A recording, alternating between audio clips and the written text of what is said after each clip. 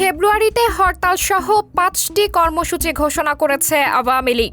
তাদের এই কর্মসূচি নিয়ে প্রশ্ন তুলেছেন বৈষম্য বিরোধী ছাত্র আন্দোলনের অন্যতম সমন্বয়ক ও জাতীয় নাগরিক কমিটির মুখ্য সংগঠক সার্জিস আলম। তিনি বলেছেন, সরকার পতনের ৬ মাস যেতে না যেতেই আওয়ামী লীগ কিভাবে কর্মসূচি দেয়।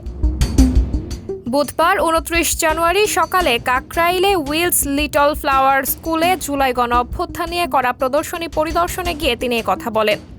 সার্জিস আলম বলেন, ২৪-এর সবচেয়ে বড় হায়না যুবলীগ স্বেচ্ছাসেবক লীগ।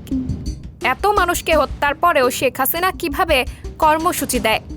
এ সময় শেখ হাসিনা দেশে এলে ফাঁসির মঞ্চে ঝুলবেন বলেও মন্তব্য করেন বৈষম্য বিরোধী ছাত্র আন্দোলনের অন্যতম এই সমন্বয়ক। রাজনীতিবিদদের উদ্দেশ্যে তিনি বলেন, অভ্যুত্থানের পর চিন্তাভাবনার দিক থেকেও একটা বড় জেনারেশন গ্যাপ থেকে গেছে। আমরা যেভাবে চাই সেভাবে তথাকথিত রাজনীতিবিদরা ভাবছেন না।